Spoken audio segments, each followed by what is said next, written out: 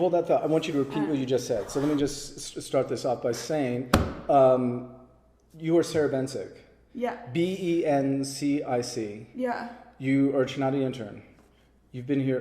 You're many other things. You're quite beautiful, and you're a Chinati intern. You've been here for 3 weeks. I've been here for since January 30th. So how long is that? Like, 6 weeks? I don't know. It's confusing because February is a short month.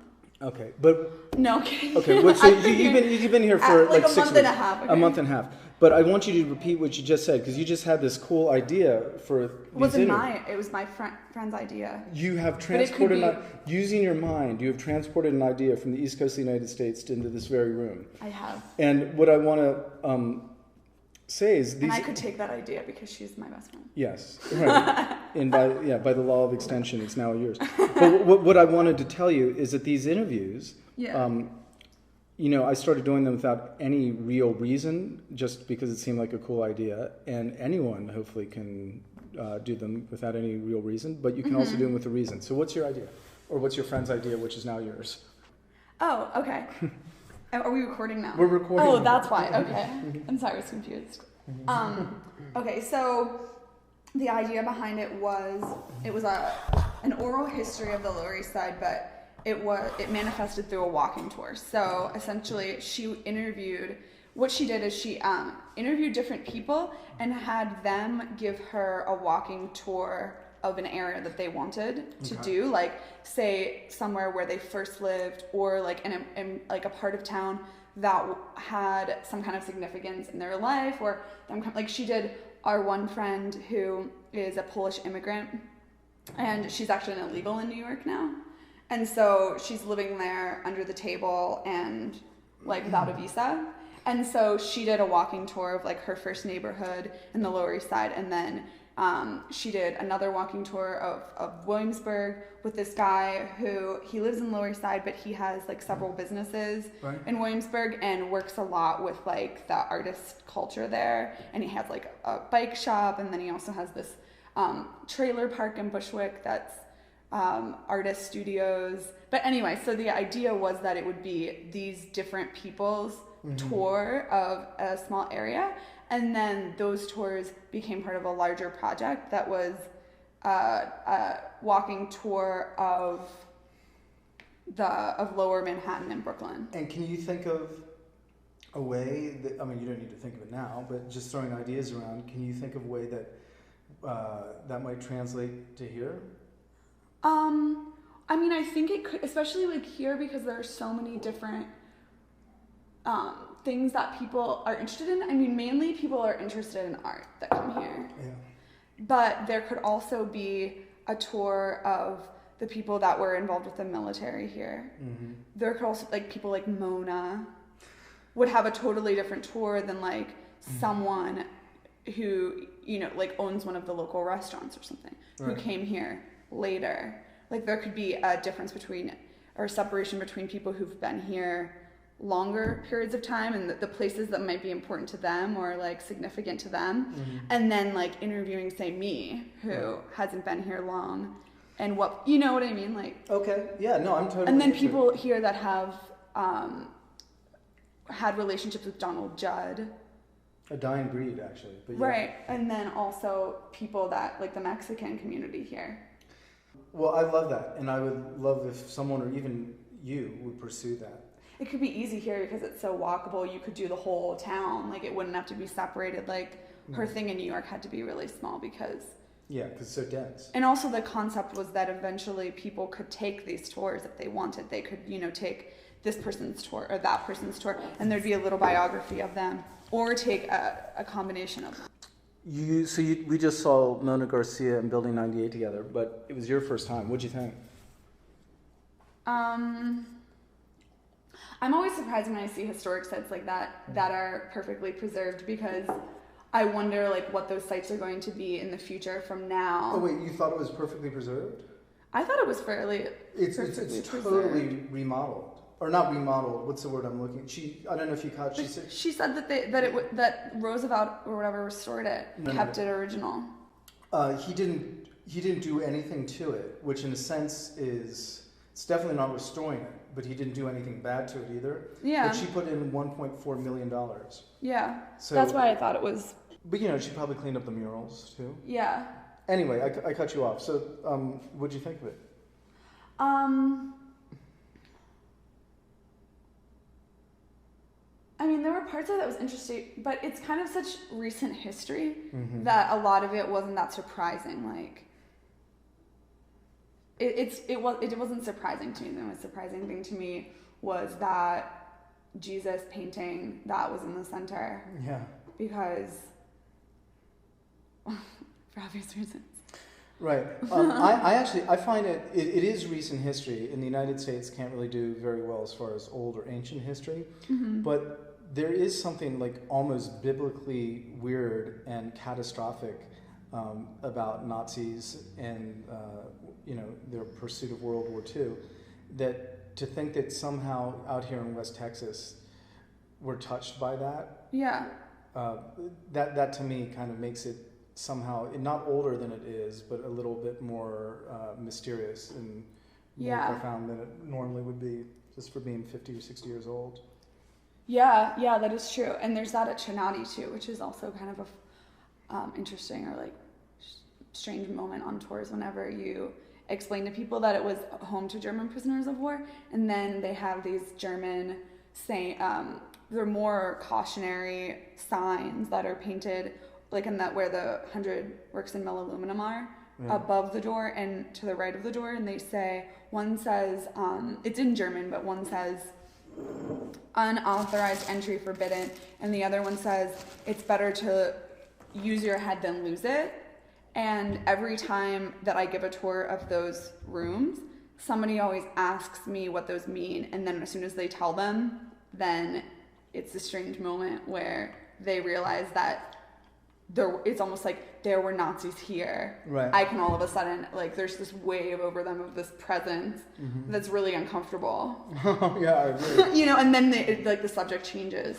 That they never ask me any more questions about it. Why do you suppose, of all the things that were altered in the Chinati campus, those were the ones that were left? I think Judd liked them and kept them. Right. Were you a big Donald Judd fan? How'd you end up here? No, that wasn't it. I was more interested in Marfa, and I was also interested in like a museum that's showing works in an alternative space. Like, right. And I was interested in like how it interacts with the community here. And I was coming from New York, who had like where obviously there's a really large art scene, and I was interested in seeing how like a smaller, more community-based, almost art scene might function. Are you an artist? I'm not an artist, but I'm really interested in like opening an art space or a smaller one. Walk me through this. How does someone get to be an intern? You fill out an application, then you have to do a phone interview, or? Well, my internship's a little bit different than the other ones because I'm doing a development internship. So I'm here for 6 months as opposed to like 3 or 3.5, and I think it's a newer internship. Like before me, I started February 1st, and they hadn't had a development intern. The one before me left in August, I believe. So it's something that there isn't always one, and so it functions a little bit differently, but they want to continue to have one from now on. Okay, but go back before then. So how'd you hear about it, and how'd you get the job? So I had heard of Chinati really casually whenever, like right after I graduated college, because I had a friend who'd done this internship, and they just mentioned it to me, and I researched it, and then thought that it was interesting, but then they were only offering the general museum internship, and that's more focused on education, and so, but I kind of kept checking it, and then I saw they were offering a development one. You checked on the web? Yeah, I checked on the website, and then that was something I was more interested in, so I applied for it. A written thing or on the web?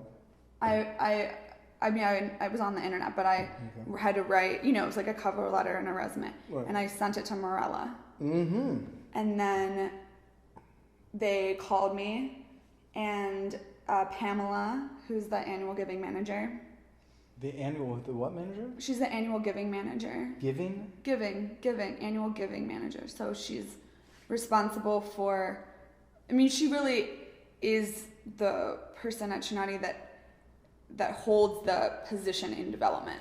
Because Morella is involved, I mean, everyone at Chinati is involved in development.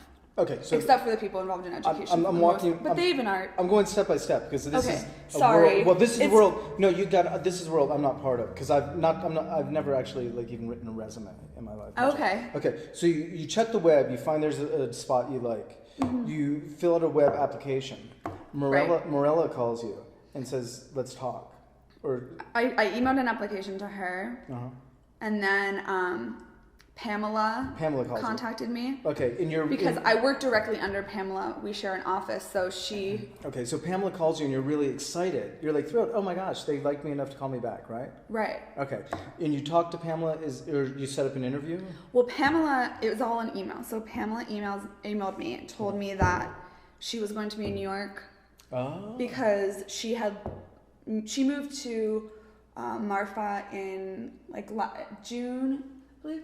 And before then, she'd been working at the Tenement Museum in the Lower East Side of New York. Okay. So she had a base there and had lived there for many, many, many years.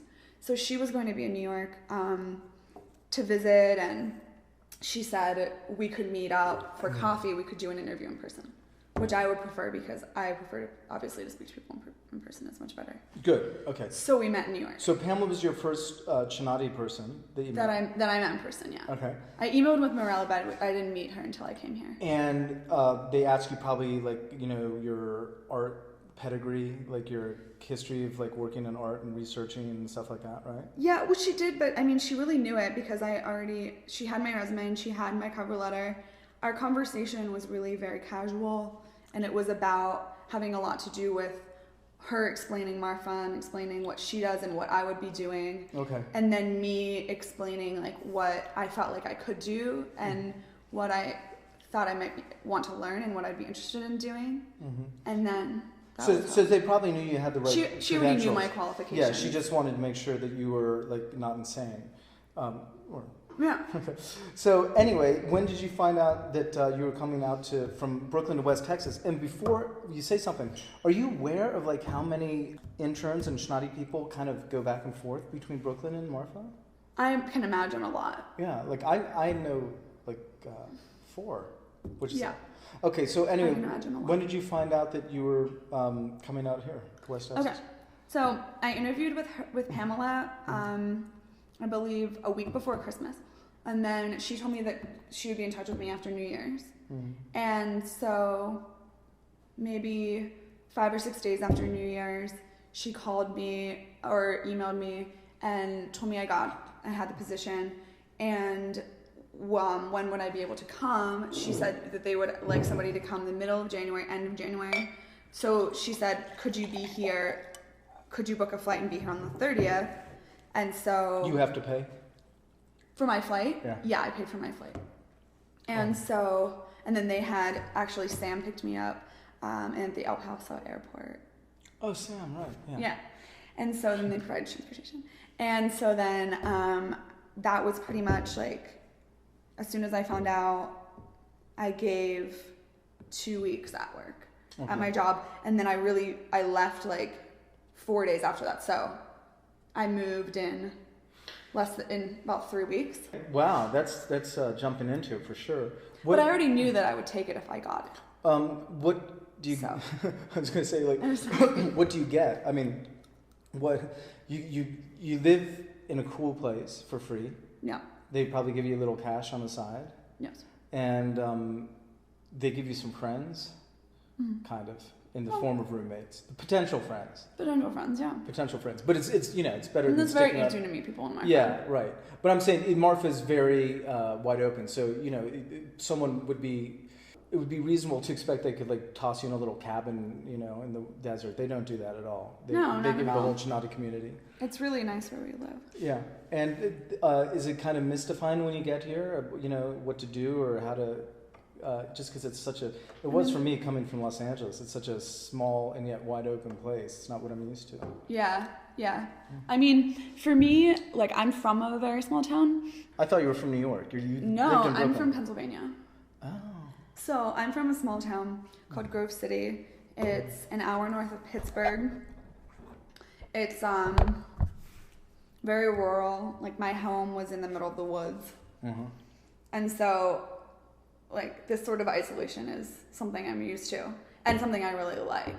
Huh. Although I prefer to live in cities now, this sort of thing is really comfortable for me. You seem like a and city I really girl. like it. So it's, like, nice for me as a break, and also, like, it's this kind of feeling is something that's really relaxing to me. It doesn't stress me out at all. It's the opposite. Okay, well, as a newcomer, but also as someone who's, part of the art world, what is your relationship, and I use that term just so I sound smart, but what is your relationship with Donald Judd and his art? And his art. Well, I can tell you I can talk to you about what I knew about him and his artwork before I came here, or what did you know? Or what I think about it now. I mean, I have to say, after being here, my interest in Donald Judd has really increased. Oh, increased. Before coming here, I was first introduced to him in college. I was in a seminar course, and I was given a minimalist presentation to do, and I was really upset about it because I wasn't interested in it, and I didn't want that topic. Anyway, I researched Donald Judd and Robert Morris and did the presentation, then never thought about it again. Mm-hmm. I went to Dia in New York, and I saw his boxes there, which are done with plywood, and I really liked them. And working at the Guggenheim, I had a friend there who did her master's thesis on Donald Judd. We talked about it more. We actually went to Dia together. And then upon coming here, I think his work's something you have to see in a specific context. Like, if you see it, if you try to study it, but without seeing it, which is what I did at first, it's not something that, because I don't think it's something that's meant to be written about scholarly necessarily. It's interesting to think about it that way, but you can only do that after you've seen it. When you say in context, is Martha that context? Yeah, absolutely. I mean, this is what he wanted for it to be seen in, like, to be seen in isolation and to be seen in a specific environment. Because it has a relationship to that environment. It reminds me a lot of this Korean artist that was showing at the Guggenheim, whose work was very much Zen inspired, but it was all about these spatial relationships to more to the body and to the viewer, but also the relationships between the objects with each other. So it was like, this work isn't activated until he sets up the relationship, which was something that, like, so I was a gallery guide there, so that was something I was talking to people a lot about it.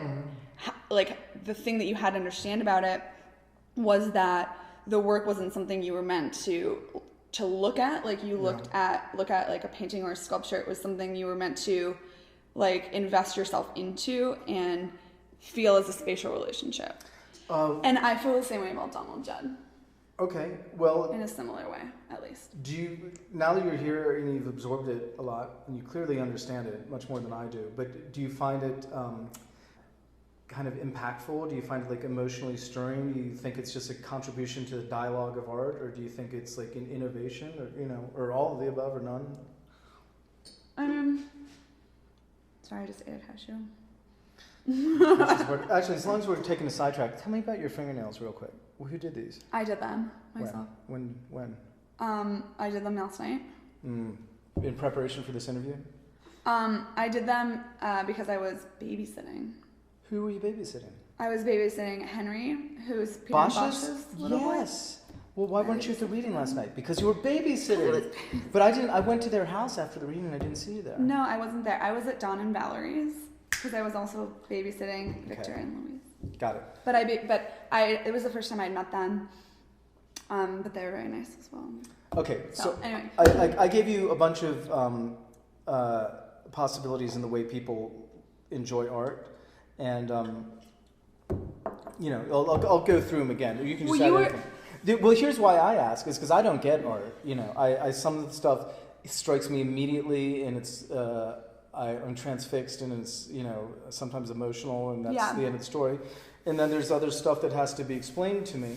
But when it's explained to me, I appreciate it, and that's kind of why they call those classes art appreciation as opposed to art love. But it's I'd like to hear someone else's point of view who's, you know, an actual art person. Yeah.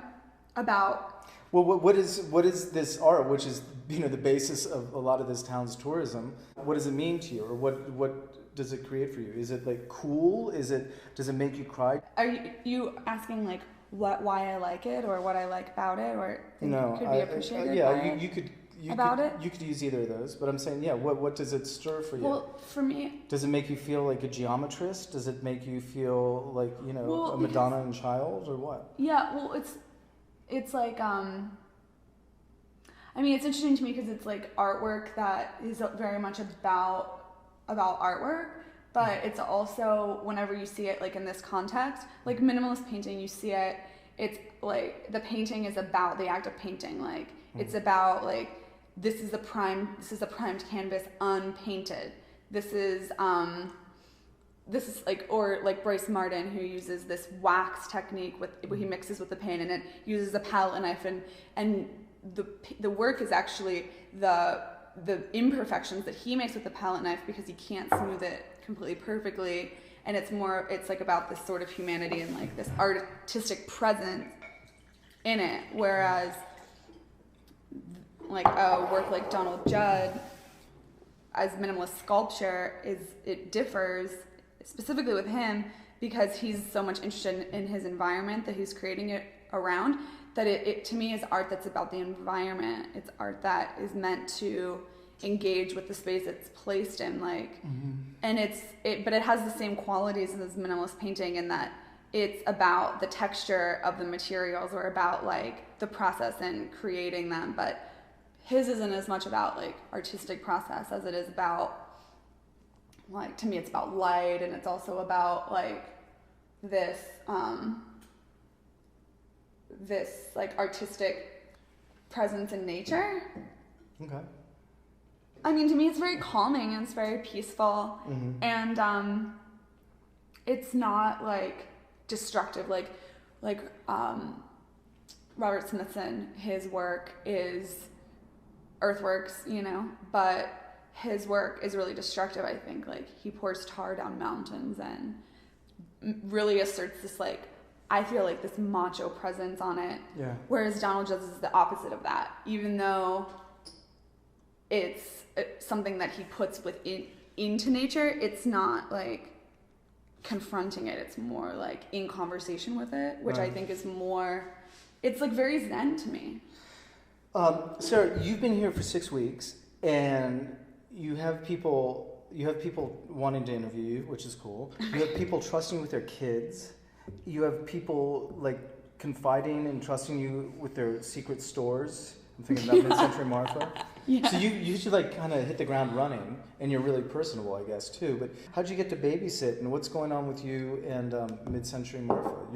What is your job description? I'm Ellie's assistant.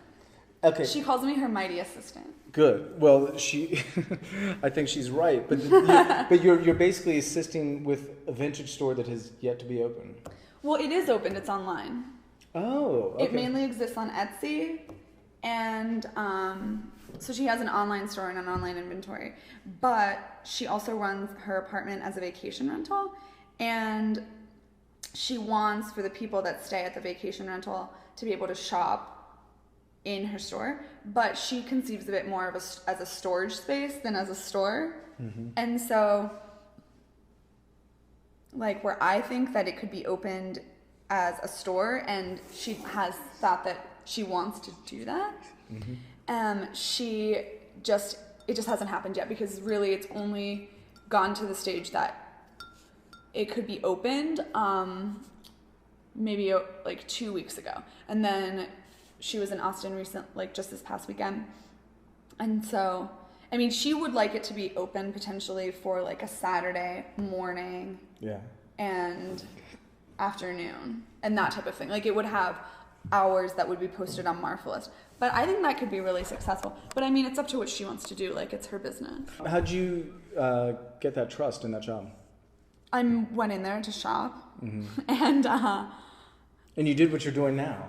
You just started talking. I just talked to her, and I think she has really good taste, and I really liked the things that she had for sale. I'm interested in, I love vintage clothes. Like, I'm a big thrifter and like go to a lot of thrift stores and like flea markets and vintage stores and stuff. And so, it's just like it's an interest of mine that I haven't really realized in any way other than shopping. So it's interesting to think about it in a different way. And how did you get the babysitting thing? And by the way, when I say get the baby, I'm not asking necessarily how you got the babysitting job, but just how you got the trust. How I started babysitting for Peter and Basha. Yeah. Because of Anne Daniel, she was babysitting for them. And then when she left, because they were, I guess, good friends with Rob Fisher, who was the artist in residence at Shinati, and she was babysitting for them. And this is how I understand it as she told it to me.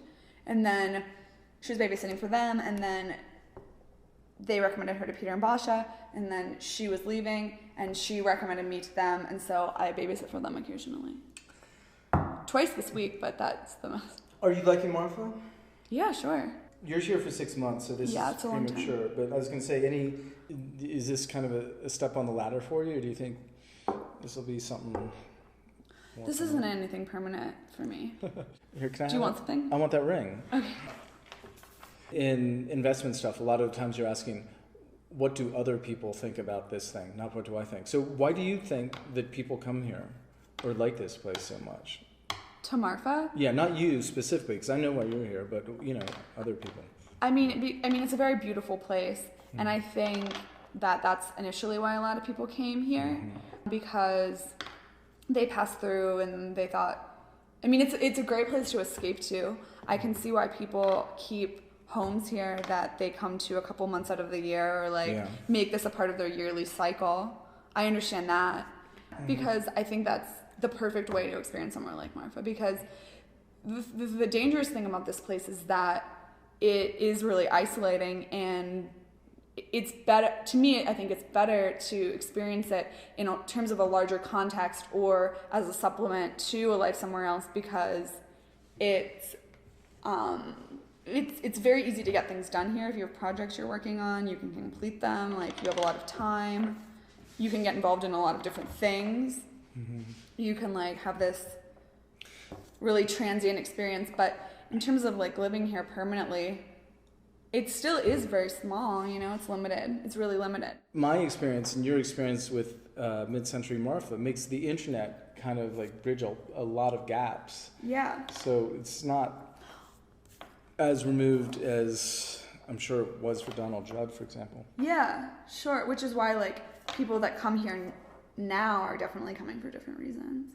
Yeah. And there are also whereas Shinati might have been the first to have internships like this, there's so many other I know. There's so many other places doing it now. So, okay, there's Shinati, Judd, KRTS, Ballroom Marfa. Right. And then Fieldwork, which has people coming in for 3 months and then they are having artists students coming in for 2 1-month periods every year. So really Marfa is really taking on this quality of having a lot of temporary citizens, but I feel a lot of these people come, and myself included, and you just come and you experience Marfa and you take something from it, and you take that somewhere else.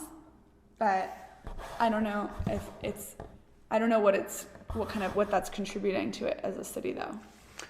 Have you ever lived in a town that has a train going by 5 times a night? The town that I grew up in had a train that went through it. Wow, God, this is not, for me, this stuff was just completely new. Yeah. The size, the space, and the train. Can you sleep through a train? Yeah. I can't at all. Really easily. I can't at all. But it's so quiet, aside from that, it's just really quiet here. Has your Chinati-ness been a good way to experience the town, or a limited way? Or because I know from personal experience that if a man who is not working there stays too late at night, it causes a few ripples in the disciplinary system there. Right. But on the other hand, not that many, because a lot of people do that. Has it been a limiting or a very freeing way to visit the city or live in the city? It is a barrier because it's difficult you can't really have people where you live, which, for someone like me who has been living on my own since I graduated high school, that's a huge adjustment. And really a lot of it is just my way of thinking, about how you just can't have people over ever. Yeah, but so but then once you realize there's no limitation on how late you can stay out, though. So that's what I'm saying. But then once you realize that that's just the thing, you just can't have people over unless the museum's open, then it just becomes not as big of a deal. And when at first it was a bigger deal to me because I was just oh, but I can't have anyone over for dinner and I can't do this and I can't do that. But then I was well, so then you just don't do those things. And then I'm okay, that's fine. Because it really isn't that limiting. It doesn't affect the way that I don't have a curfew or something. It's not really that big of a deal after all. When people hear that rule, it sounds kind of boarding schoolish. But when you consider that you're actually living in a museum. We're living at the museum. It makes sense. It's not something where they're just being overly protective because we're living with the artwork. So do you remember? I remember as a kid, there's this children's book about these two kids, a brother and a sister, who get they either run away or they spend the night in the Museum of Art in New York. Okay. And they have to, it's just about all their adventures and that's where their new home is. Yeah. Does that run me out? Do you know what I'm talking about? That's a kind of this general fantasy for people of spending the night at a museum, that movie, Karsten Haller did this piece at the Guggenheim that was part of this relational aesthetics show. And the piece was to turn the Guggenheim into a hotel at night so that there could be one guest. There was one room. So did that really happen? Yeah, and so you could spend the night. How did you get? How did you get to be that guest? You just had to make a reservation, but it booked out. I believe it. I think it might have even been free. Yeah. But you would spend the night on the top floor of the museum. There would be a guard there with you, and you would shower in the director's shower. He has a shower in his office, which is kind of funny. It's just a gesture, I guess.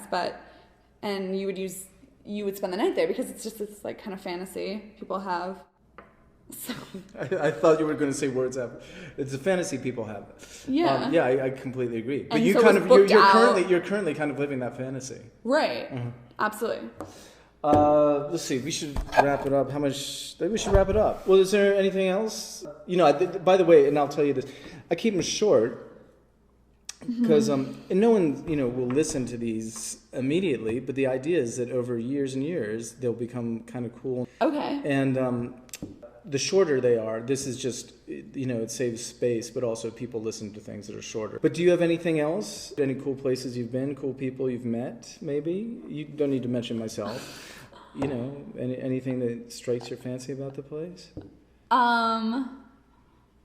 For me, I like the abandoned hospital, which is across from Chinati. I think that's really cool. And we just learned that was the first thing built. Yeah, that's why I really wanted to ask her just a bunch of questions about that, but then I felt like I shouldn't because I was there touring the building 98. I felt like I should be more interested in that than I am in the abandoned hospital.